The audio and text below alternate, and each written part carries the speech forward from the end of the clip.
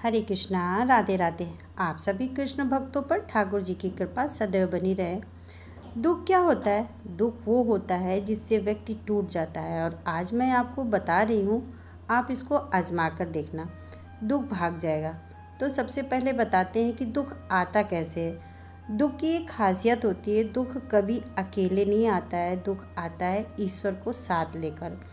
और वो इतना भोला होता है कि उसको पता ही नहीं होता है कि मेरे साथ ईश्वर चल रहे हैं। और यदि अगर सामने वाला ईश्वर पर विश्वास कर लेता है तो दुख को पता चल जाता है कि मेरी मृत्यु अब निश्चित है। इतना भोला होता है वो। पहले तो आप एक चीज़ सीख जाओ कि आपको ईश्वर पर विश्वास करना है, क्योंकि आपकी जो मुस्कुराहट है ना, वो दुख का अंत कर सकती है। दुख कितना भी शक्तिशाली हो, बस आप मुस्कुराते हुए उस समय को गुजार देना है।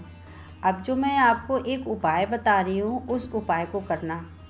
आप उपाय को ना ध्यान से सुनो। सबसे पहले आपको ये मंत्र भगवान श्री कृष्ण का है। ओम कृष्णाय वासुदेवाय हरये परमात्मने प्रणतः क्लेशनाशाय गोविंदाय नमो नमः। और इस मंत्र को बोलो और भगवान श्री कृष्ण से आप प्रार्थना कीजिए, और इस मंत्र का जाप निरंतर कीजिए, लगातार कीजिए। दुनिया का कितना बड़ा कष्ट क्यों ना हो, धीरे धीरे दूर हो जाएगा, ये गारंटी है। दूसरा उपाय जो मैं आपको बता रही हूँ, यदि आप थक चुके हैं दुनिया भर की जगह जाकर, लोगों से सलाह लेकर, उपाय करके, तो ये उपाय कर लेना, सब कुछ बदल जाएगा। कहीं से एक अच्छी सी बांसुरी ले लेना जो बजती हो। नॉर्मल बांसुरी मत लेना जो मंदिर के लिए दे देते हैं चढ़ाने के लिए, 10-20 रुपए की आती है बांसुरी। एक अच्छी बांसुरी लेना बाँस की।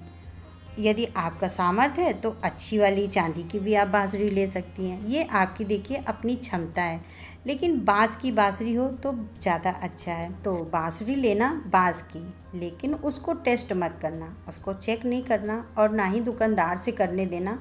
मतलब उसे हमें झूठी नहीं करना है। और उस बांसुरी को लाना, मंदिर जाना, भगवान श्री कृष्ण के किसी भी मंदिर में जाना जो आपके आसपास कहीं पर भी हो, और भगवान श्री कृष्ण के मंदिर में जाना और उस बांसुरी को लेकर जाना, और भगवान के मंदिर में भगवान के सामने अपने मन की बात रखना।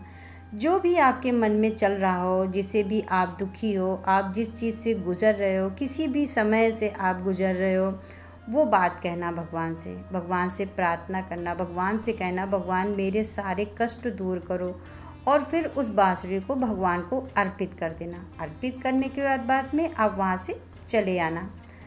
वो बांसुरी वापस मत लाना, अपने मन की बात कह के आप चले आना। आप यकीन मानना कि कुछ ही समय में आपकी सारी समस्याओं का हल हो जाएगा। आप सोचेंगे कि बांसुरी भेंट करने से समस्याएं कैसे हल हो जाएंगी। अब आप इस बात को समझिए जो मैं आपको बता रही हूँ। बांसुरी भगवान श्री कृष्ण का अत्यंत प्रिय है।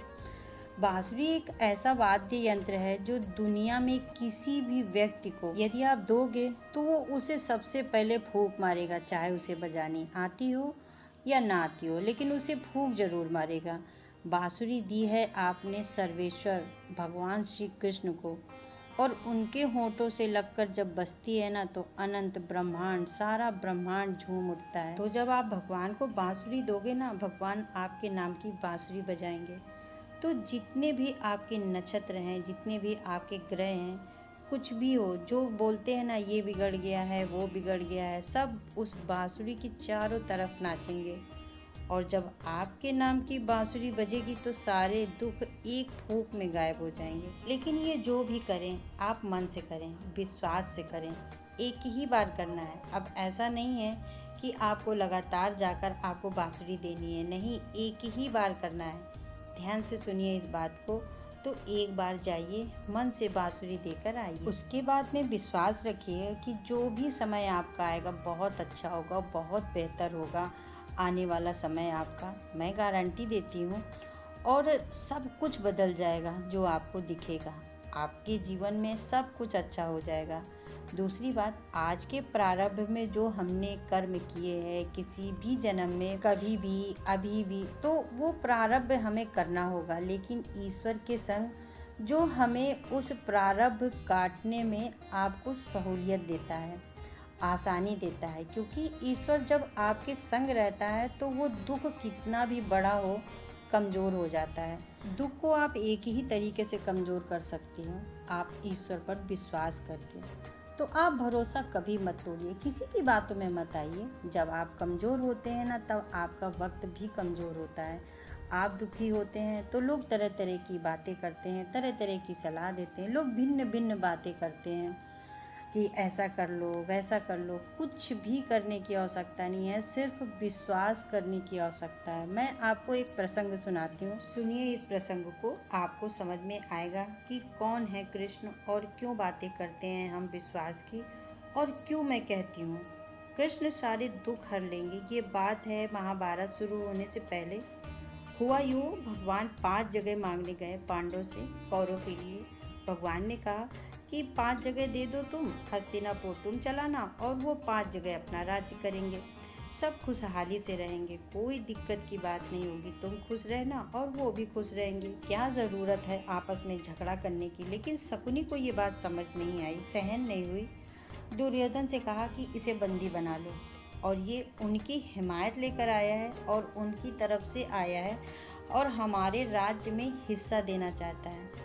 तो दुर्योधन बंदी बनाने के लिए आदेश दिया। अब भगवान को कौन बंदी बना सकता है, वो अनंत ब्रह्मांड के मालिक हैं। पहली बार भगवान श्री कृष्ण ने जब अपना रूप दिखाया, पहली बार बताया कि मैं कौन हूँ और तुम किसे बंदी बनाने जा रहे हो, तुम हो कौन।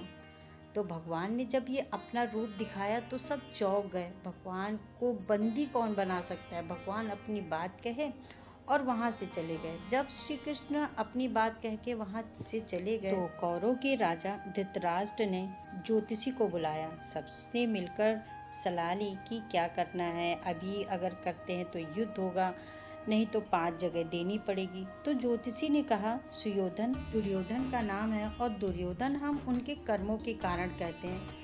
तो ज्योतिषी ने कहा कि जो सुयोधन है उसकी कुंडली में तो राजा है और दुनिया में कोई नहीं हरा सकता है। निश्चित तौर पर आप राजा बनेंगे, कोई नहीं रोक सकता है। कुंडली में लिखा है कि राजा बनेंगे, विश्वास रखिए कि आपका पुत्र ही राजा बनेगा, युद्ध कीजिए। और एक ज्योतिषी के कहने पर युद्ध शुरू हो गया। जब युद्ध शुरू हो गया और 3 दिन बीत गए, और जब 3 दिन बीत गए तो कौरव निपटना शुरू हो गए। तो धृतराष्ट्र ने ज्योतिषी को बुलाया और ज्योतिषी से कहा कि तुमने कहा था कि मेरा बेटा राजा बनेगा, तो क्या चल रहा है। तो ज्योतिषी ने कहा, महाराज अभी तो 3 ही दिन हुए हैं, मैंने तो परिणाम की बात की थी, इंतजार कीजिए, सुयोधन ही राजा बनेगा। 8 दिन बीत गए, आधे कौरव निपट चुके थे। जब कौरव निपट गए तो धृतराष्ट्र को चिंता हो गई।